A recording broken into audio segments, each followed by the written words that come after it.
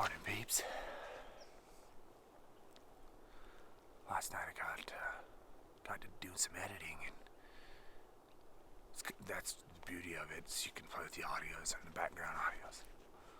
Well, last episode, when I do a morning bugle, I actually get a response, but the wind was so bad I didn't know until I was editing. So that bull's still down here in the bottom. He just responded. He's real faint, so I don't know if he's tired of bugling or he's way down there. Regardless, we're going to see if we can at least refire him up, relight an old candle. It's going to be tough, brutal. This one's going to hurt. Day 3 up here, pretty sore. The only thing that was nice is yesterday that I got to kind of relax a little bit. But we're kind of pushing the envelope here. It's time. Even if he's bugling in a basin, I'm dropping in it. So we're going to see if we can't get him fired up. I'm pretty sure he's a younger bull. Don't care. Again, this is this elk hunting general tag. It's time to get it. So join me on this sweet, hopefully cool adventure. So let's go.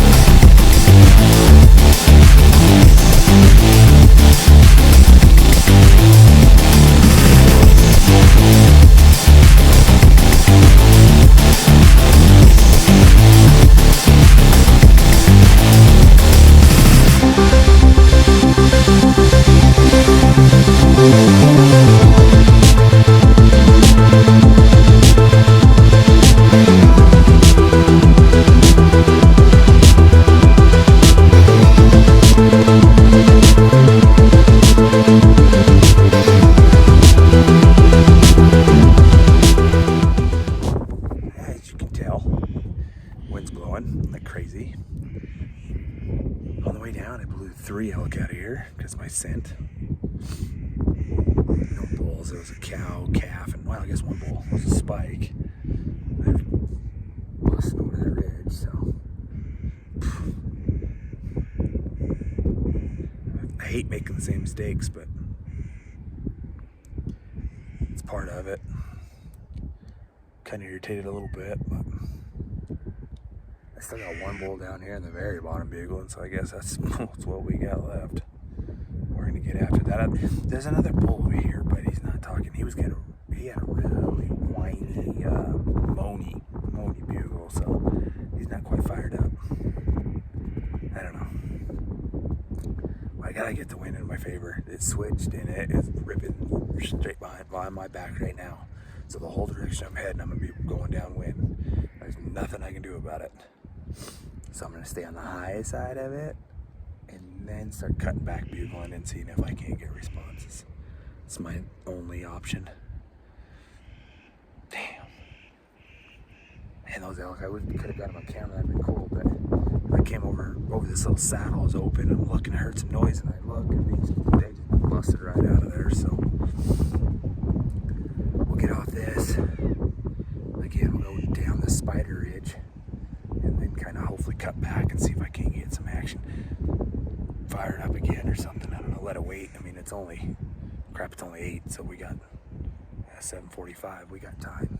Everything calmed down. Still I kicked myself in the butt for that one. That was a stupid mistake.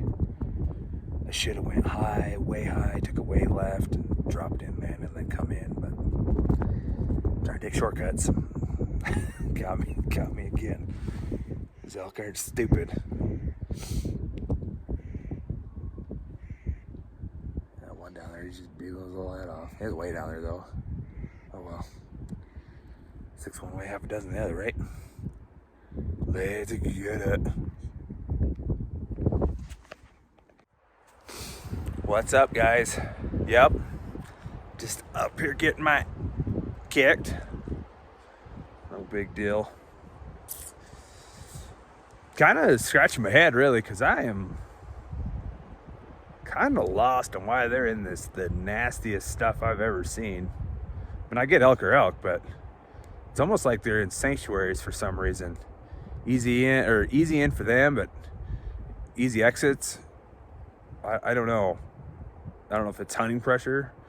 Could be me running around scaring them into these things. Or if it's wolves. I do know I got up this bench, finally got the wind in my favor, so now we're gonna head that direction where that other bull was kind of bugling. But I get up here and I'm checking things out, and this big pack string of 12 horses comes rolling in the bottom, and I'm like, well, there goes that. I was actually going to come up here so I can get out of the wind a little bit, glass, and kind of relocate where that bull was or where he's heading, because I know he's going to come down and get a drink. But now the whole string of horses down there, I can't really show you. I got it on the big camera, I'll put it on, but